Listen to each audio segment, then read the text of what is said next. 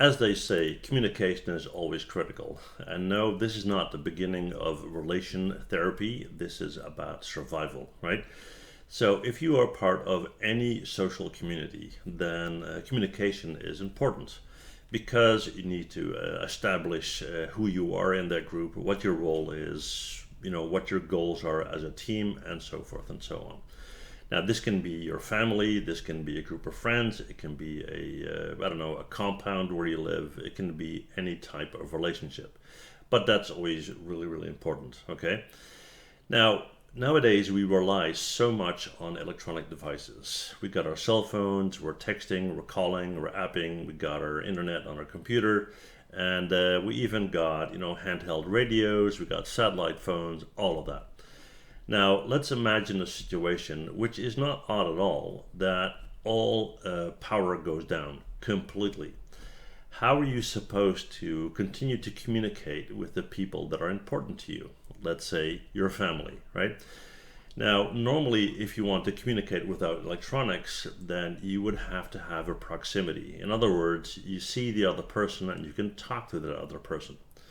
But what if you A, can't see them because you're not in the same location, or B, can't talk to them because silence is required? Now, there are a number of ways you can do that, and a lot of them you probably already know without realizing it, okay? How about hand signals? Let's say somebody is writing something down and they're super concentrated and you walk up and you want to ask them something and they will put out their hand or their finger hold on, wait a second, right? You instantly understand what that's about. Another example of hand signals. Let's say special ops is going into a building, right? They're doing a raid or whatnot. They're going to a building, they're doing a rescue, but they have to maintain radio silence. They have to maintain total silence actually because they can't talk to each other. Now, they trained to use hand signals. They got hand signals for engage, for hold, and so forth.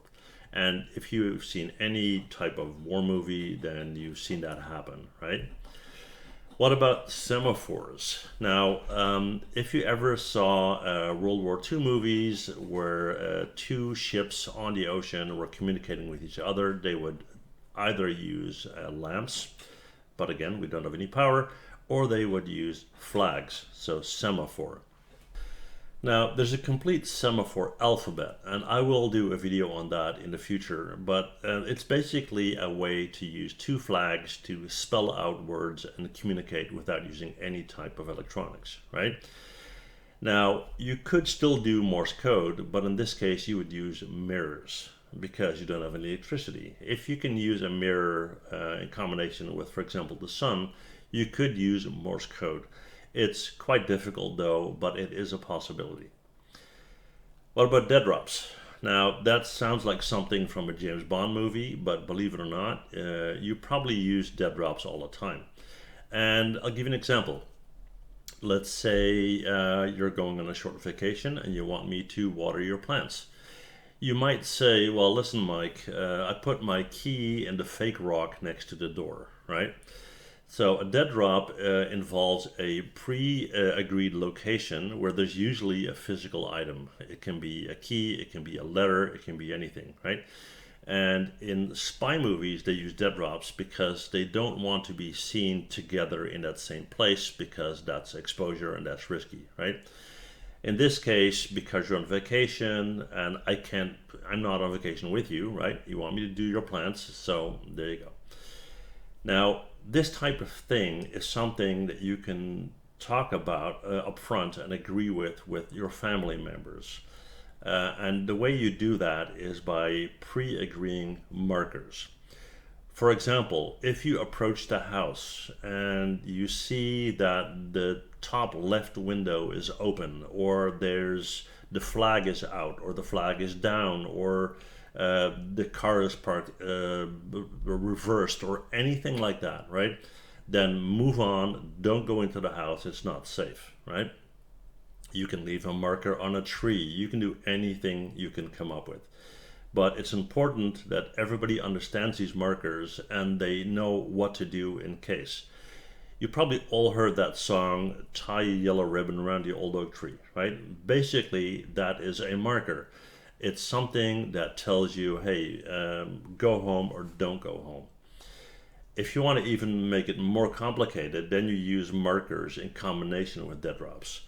Let's say you tell your family members, okay, there's going to be a package with, I don't know, food or weapons or whatever you want in one of your safe locations, and they know where they are, but they don't know which one, right? Because they don't know which one you can reach.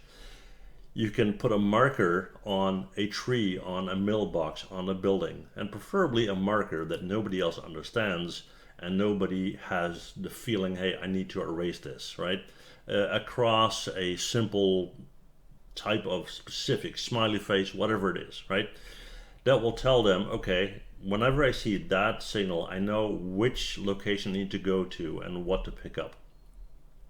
So in short, these are a couple of examples of communicating without electronics if you are not able to talk to somebody directly and you need to do it without power, right?